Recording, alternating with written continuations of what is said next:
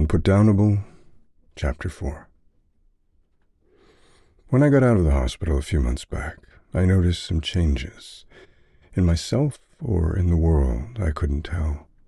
Things felt different, shifted, altered, but then again, maybe it was just me. Firstly, Alison was there by my side. Was she a friend? A relative?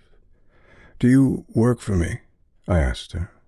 It was one of the first things I said after I roused from my long hospital slumber. In those early days of my recovery, she never answered my questions directly. "We'll talk about that later," she would say, or, "That's a very good question, with a very good answer, but let's wait until you're up and about." It was as though there was some tragic news waiting in the wings, which would shock me to my core. But in my present healing state was not something I could yet handle. The breadth and depth of this essential shift, a shift I could only really guess at, became clear when, even weeks later, Alison politely declined to answer my questions. More, that all the potential answers to my questions seemed to intersect in one place, were all, in fact, a variation of one question. To tell me what had happened, why I was in the hospital, even the nature of our relationship, all amounted to the same underlying inquiry. Who am I? And knowing this, apparently, was not something I could still yet know or handle. The additional problem here was that I knew the answer, or most of it. I knew the shape of it, the shell of it, the math of myself. I was Richard Spring. I was 42 years old. I ran a very successful company. I had over 200 employees. I had a beautiful home that I loved very much, and I could picture every room. My bed, my favorite chairs to sit, the books on my shelves, the glass room out back with the view of the garden, the walking path I'd installed in the forest, with its benches here and there by the pond, at the base of the hill, at the top of the hill. I clearly remembered the white stone and blue glass 10-story building of Skyrocket, my company. I could picture my childhood home, a simple green-tinged ranch at the end of a sullen street full of other similarly tinged small homes. I could visit the woods I wandered, the streams I splashed through as a boy, the schools I attended.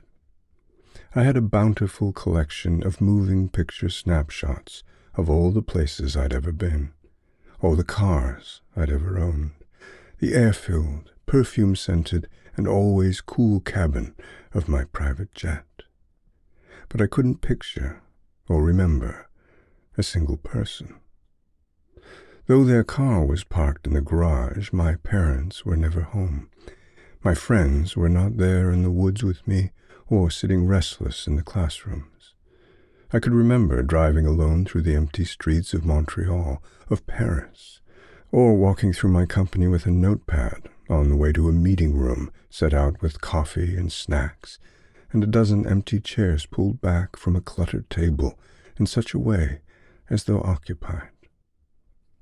There's a type of bomb, hydrogen, that evaporates every person when it detonates, while leaving all the structures perfectly intact. It was as though one of these bombs had been dropped on the looking glass of every one of my memories, erasing all the people, but leaving the wind-blown cities and creaking towns and bubbling streams of the otherwise dead world behind.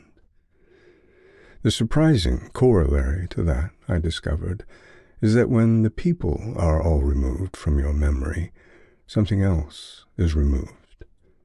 Your story.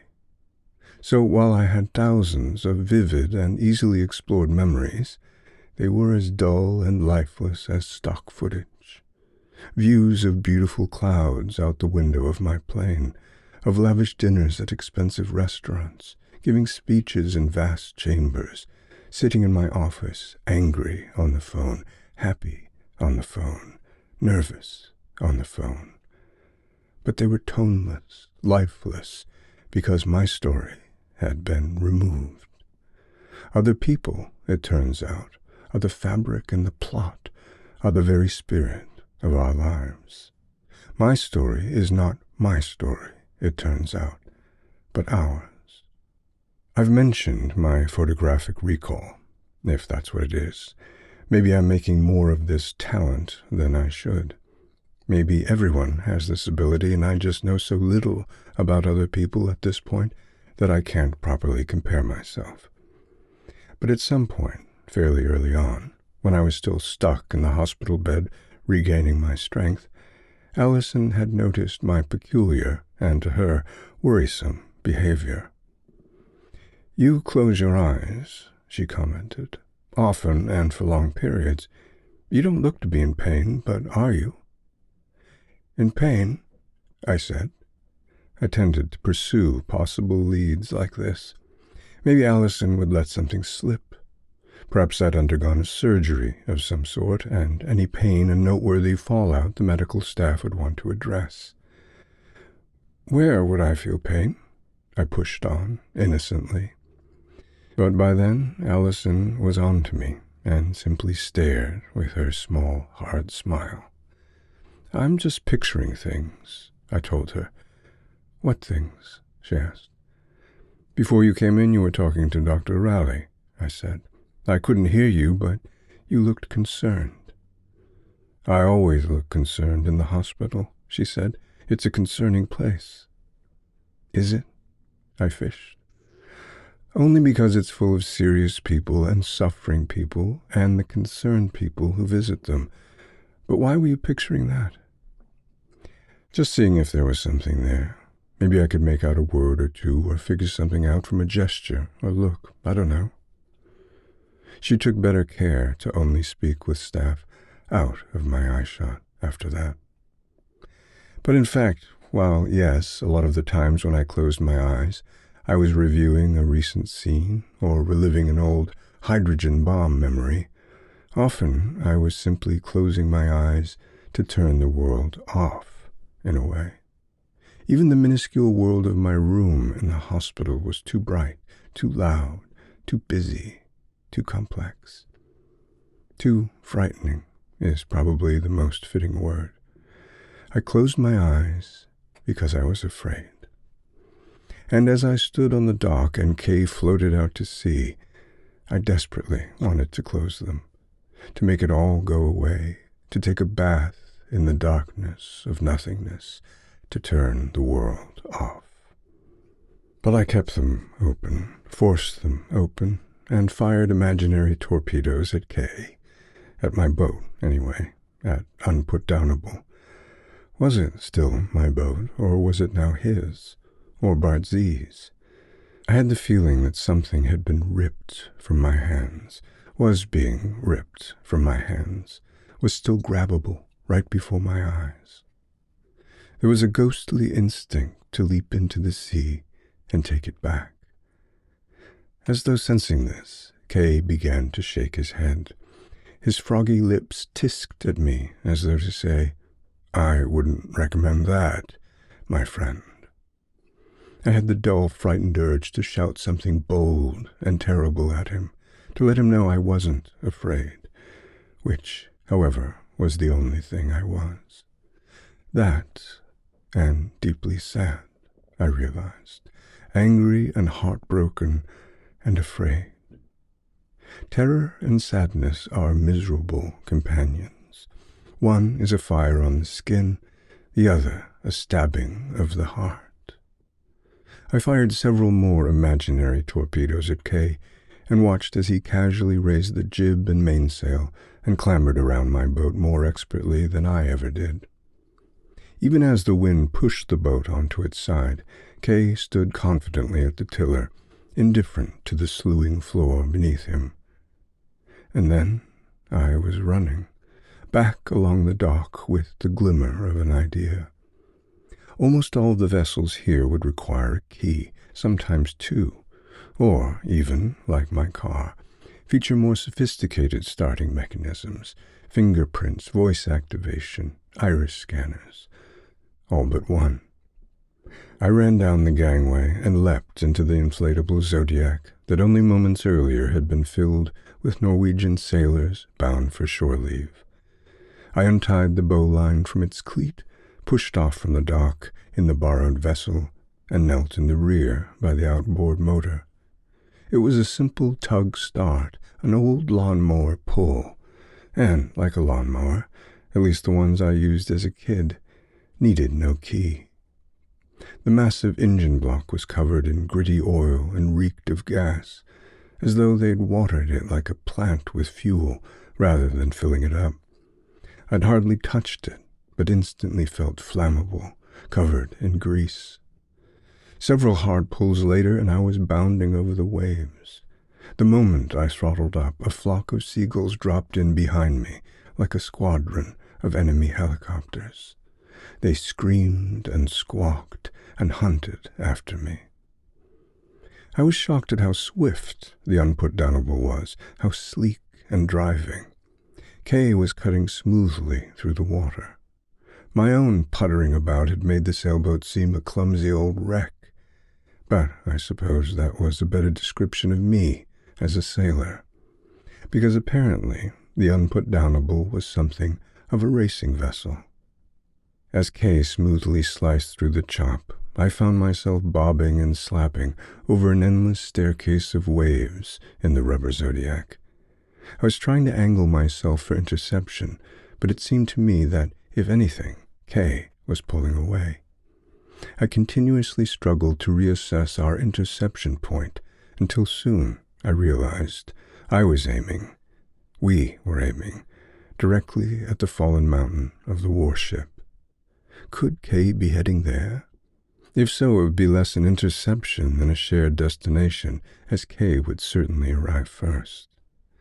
Maybe he was hoping to scare me off. He knew I wasn't in my own Norwegian Navy Zodiac, and could be testing how close I'd be willing to get to those I'd essentially stolen from. Though still quite in the distance, the massive frigate was no longer obscured by the turbulent ocean's misty haze, and I saw that it was not a ship at all, but an island, and less an island than a small city, a crooked scroll of skyscrapers, towers, and smokestacks that seemed to poke directly up from the sea. Stubbing from the water now were warning signs on what looked like roadway posts, no trespassing, and entering private waters. How could there be a city on an island so near shore that didn't allow visitors, that was private? Yes, I hadn't a deep recollection of the ways of the world, but that didn't seem right. What I'd taken to be a simple sea mist further resolved into a massive fencing structure that marked a vast circle around the island. Every few inches, from my perspective anyway, the black slash and block of a sentry tower loomed. Kay was headed for a massive gateway in the fence. To one side of the gate floated an oblong tower surrounded by decks and platforms. There were figures patrolling the roof of this control station, and I didn't suppose they were casual islanders getting a better view of the mainland. Kay was waving goodbye to me now, a slow, exaggerated farewell, as though we were old friends and he was bidding me a permanent goodbye. His arm swung in large, lazy arcs. I cut the engine. The men on the roof had taken up position, gone still, anyway. When Kay noticed I'd stopped pursuing him, he spun the tiller and set the Unputdownable into the wind. The boat sails luffed and flapped. There was a set of binoculars tucked into a shelf running along the interior of the Zodiac's pontoons. I pressed them to my eyes, examined Kay, who was now lowering his sails, my sails, as the enormous fence gate began to open. The men on the roof stood quietly, each with an eye closed, squinting at me through handheld scopes. I lowered the binoculars to look at the floating station itself. Attached to the wall was a small blue placard with white letters. I could make out a single word: Praxis. But then I heard the faint whine of an engine, and through the gate now raced a sleek black craft, much swifter than my own. It was candy apple black, redolent with golden stripes, and something that looked disturbingly like an unmanned gun turret mounted at the front. I throttled the engine and spun the Zodiac around and churned for shore. I wasn't sure what else to do. Retreat seemed the only possible action. I once again felt the overwhelming urge to close my eyes, to fall into darkness, to make it all go away. I hated the idea of looking back to see how close my pursuers were, if indeed they were pursuing, or had just popped out to scare me off. You get a good measure of yourself in such moments, how brave, or, as it turned out for me just then, how cowardly you are. I couldn't even look back at them. I didn't want to know. Another form of closing one's eyes, I suppose. But the sense of threat, of eyes on me, soon faded. I could hear nothing of the whining black craft behind me, and so I forced myself to look, and was confused to see the black motorboat had taken up mooring alongside the Unputdownable. Several figures were climbing up and over the side of my boat like pirates, as Kay jumped down into theirs, a trade of sorts. I told myself here that all they wanted was my sailboat, whoever they were. All they wanted was my sailboat and Alison. But why? I still had no grasp of any of it. Was there something aboard the boat? Perhaps something stashed by a prior owner? If indeed I had purchased a used craft, which seemed unlikely for the sort of wealthy sort of somebody I used to be. Was there a treasure on board, I wondered, a treasure map? Guessing blindly reduced one to childlike fantasies. And how did the boat connect up with Alison? Perhaps sensing the danger or my rising fears, the antic wayward gulls had departed. Even the waves had lost their bravery. Their elegant pulsing staircase had gone flat. And as I coasted into the still waters of the bay surrounding the quarter-past quay, I realized I had no idea what to do next. A sickly, open-eyed darkness loomed. At the very least, I thought, the Norwegian Navy wouldn't be after me. I'd slip their Zodiac back into its slot in the dock. But then what? Could I somehow figure out a way to return to Praxis, to the island? At least find a computer, get on the internet, and find out what this mysterious city island was. You might wonder why I hadn't instantly gone to the cliffs, to the accident, to find out about Alison. There's an expression I'm not sure I like. No hope is better than false hope. Knowing the truth, however grim this bit of so-called wisdom suggests, is better than foolish optimism. Well, not for me. Not now, anyway.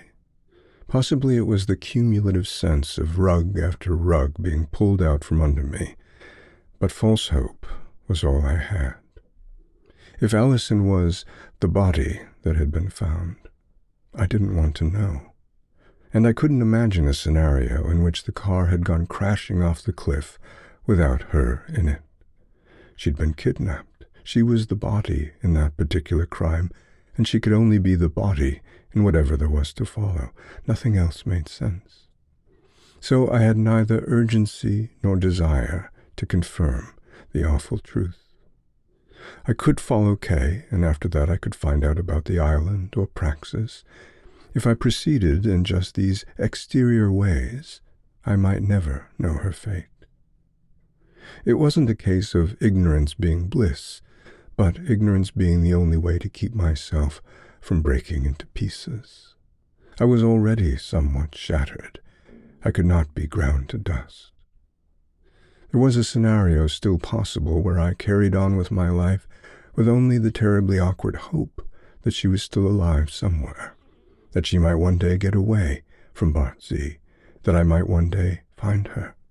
A ransom note would arrive, a transfer arranged, and there she'd be.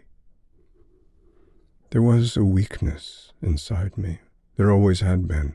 I could sense it lurking in my bombed-out memories, a cravenness in the way I drove and walked and sat, a hesitation to know, a walking away from conflict and trouble. I was brave enough, I suppose, to follow Kay, but I was not brave enough to search the wreckage of the vehicle at the bottom of the cliffs. I saw them then, 8 or 9 sailors in their blue suits and tiny black caps, shoving along at the edge of the dock. They seemed to be in an intoxicated uproar of gaiety, watching me rumble toward them in their stolen boat.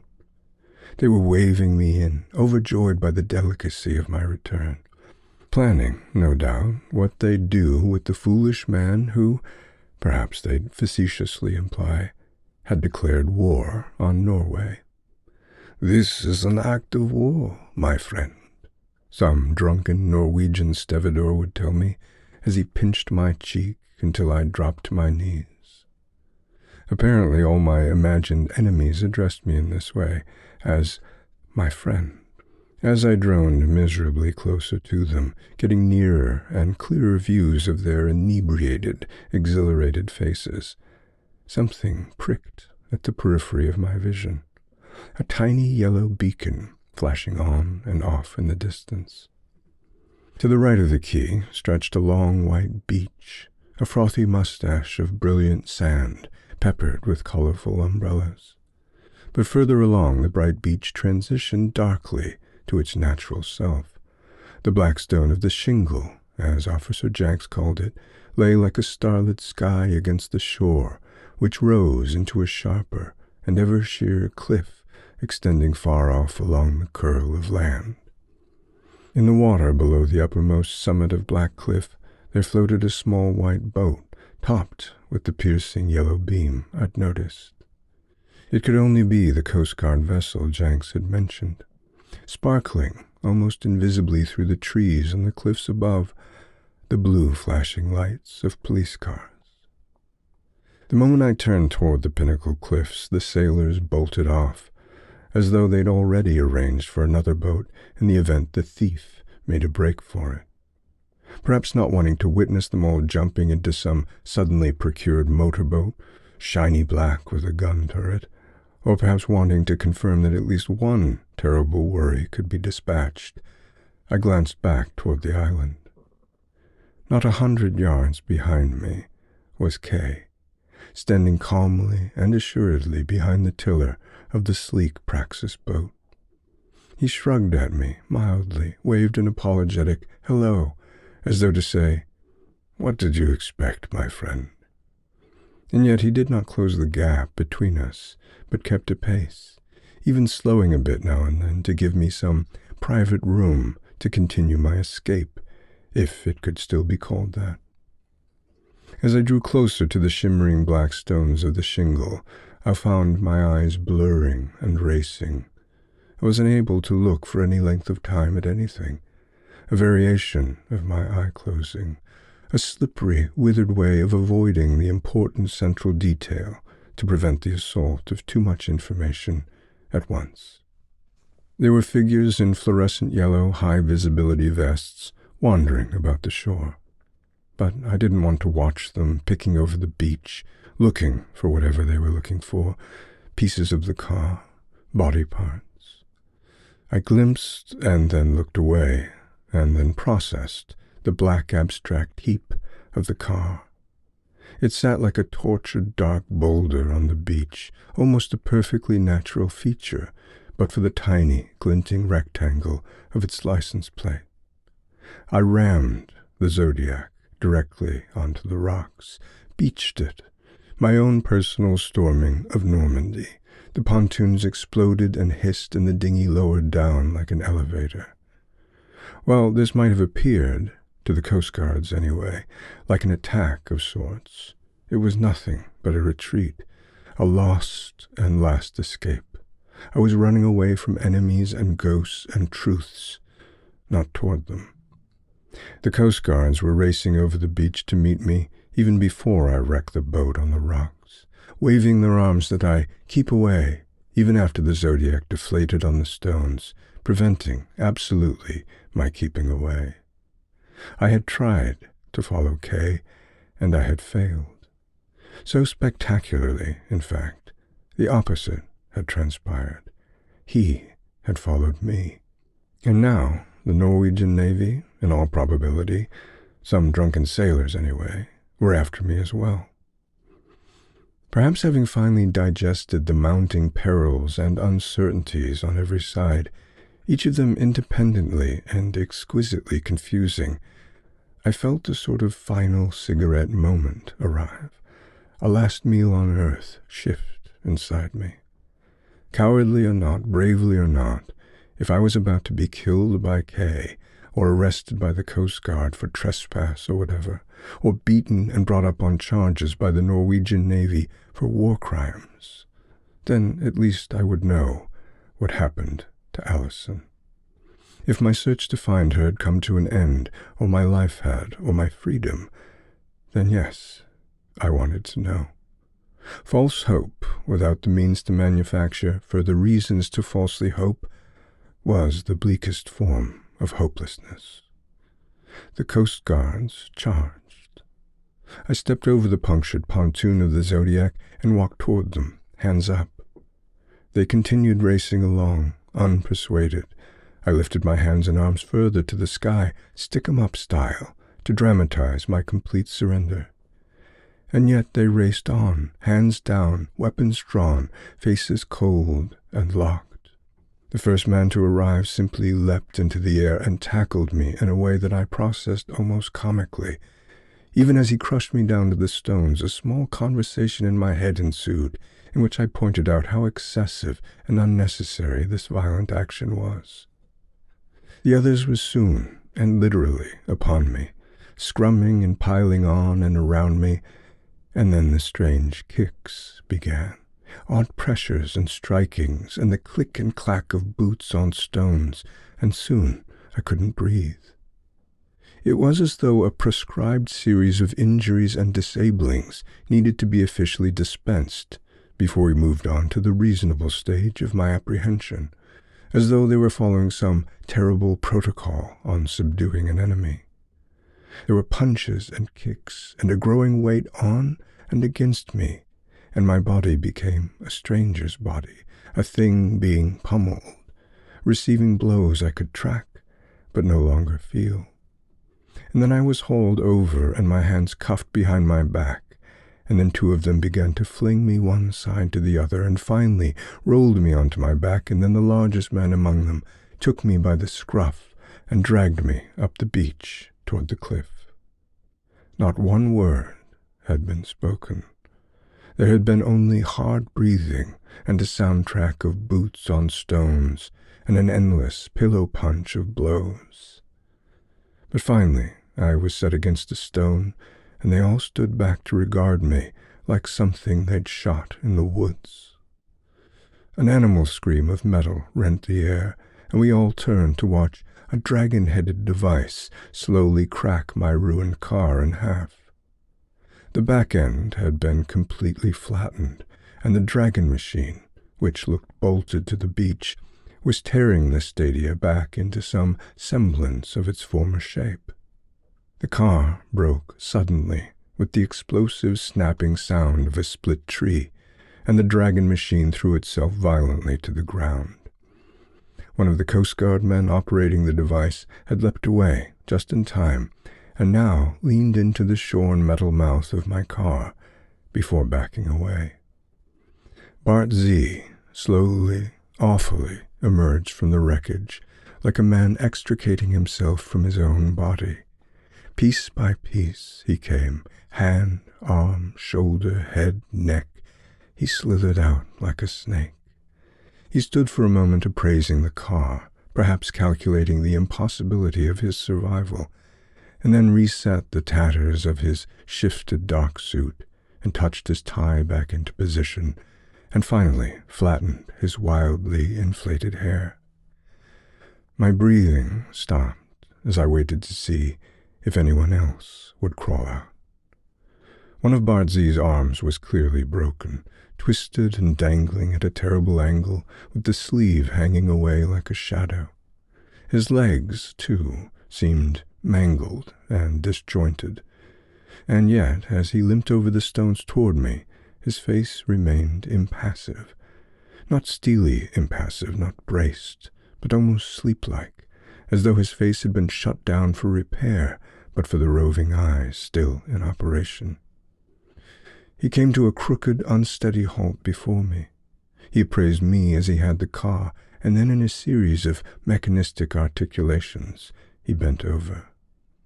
Surely the various bone breaks and other damages had created this performance, but Bardsey gave the appearance of a man who had forgotten how to bend over. "Mr. Spring," he said, or someone did. His skull-like face was only inches from mine, and it was my complete impression that his mouth did not move as he spoke. "Yes," I breathed. "Very good," he said. He reached a broken-fingered hand slowly toward my face, as though to catch a small, nervous animal unawares. I flinched as the hand began to caress and pet my cheek. "The novelist, isn't it?" he said, petting and patting. Again his lips failed to move. The sound emerged from his face as from a speaker. As his cold, broken fingers had begun to trace and pick at my lips, I said nothing. "Well," he said, "we are all so looking forward to your novel." He withdrew his hand and unbent himself into standing in the same piecemeal way. And then he turned and limped down the beach. Just as his feet were about to touch water, 2 of the Coast Guards lifted him into the air and began to carry him out over the waves to the black motorboat waiting. They tossed him, object-like, into the boat and then began to whoosh back to shore through waist-high waters. Kay waited patiently as Z, as I was now thinking of him, got himself back into a semblance of standing. "That's all for now," Z said to the Coast Guards on the beach. And then he made a slicing gesture of dismissal to the police officers standing above us on the cliffs. "Alison," I called out to him before it was too late, "is she all right?" Z looked at me, and then at Kay, and then back at me. "Oh, you don't want to know that, Mr. Spring," he said. "Really, I assure you, the less said on that topic, the better." Kay hit the gas and swung the boat out to sea and directly toward the island.